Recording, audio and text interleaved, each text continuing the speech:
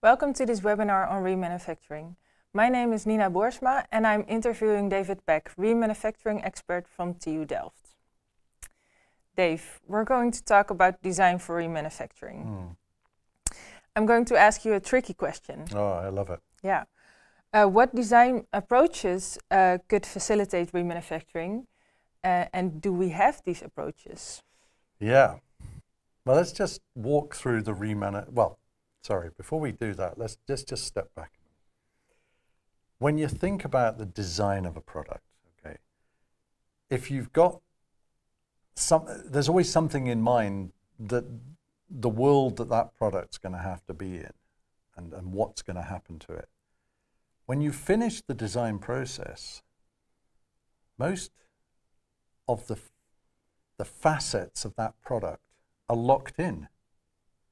You can't then build a factory and start and invest in machinery and equipment and start making these things, or in the same way remanufacturing, and then go, oh no, hold on a minute, I want to change the design as I go along. Well, I mean, products do get changed and modified as they go along, but let's just be clear, that's an expensive, time-consuming and tricky business.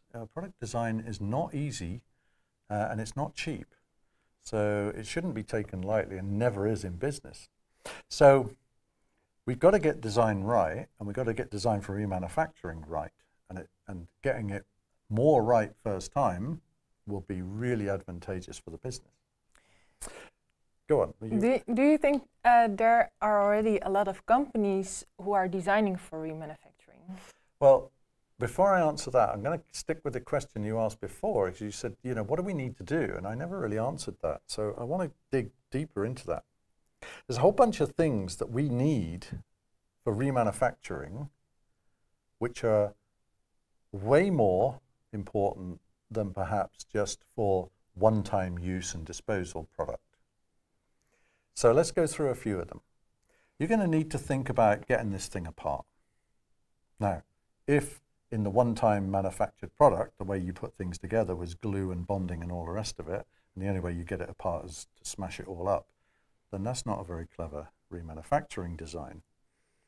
We're going to need to make sure this thing is clean. So clean, it's as clean as the one when it was made first time around.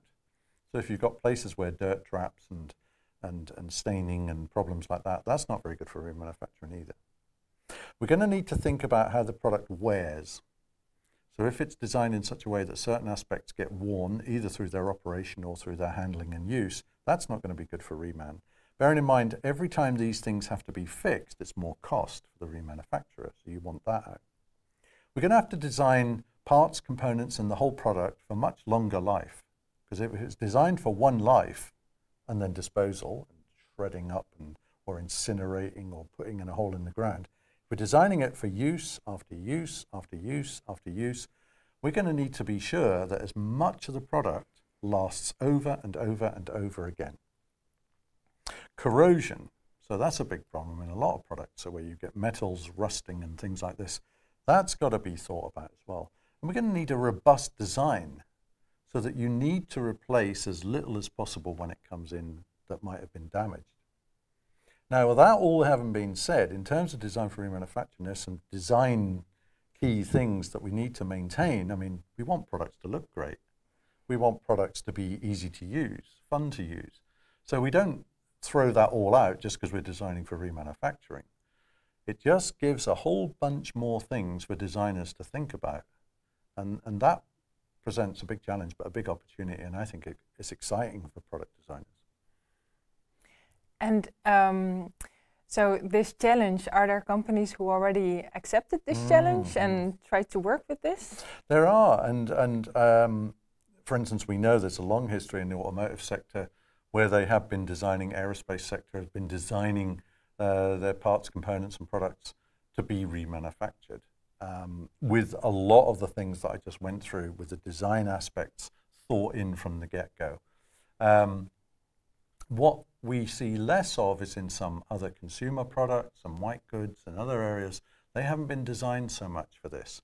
So that's a big opportunity for the companies to start sitting there. And what I think will happen is as companies begin to get into remanufacturing and they start making good money out of it and see the sense of it as business, like any good business, they'll go, well, how can we take cost and losses out of this to do it even better? And design is going to be the key to that. So how do we start redesigning our products for remanufacture? And I think that's where the golden moment will lie for these companies. Thank you, Dave. Thank you.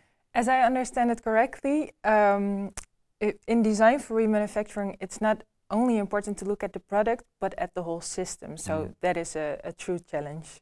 This was Design for Remanufacturing.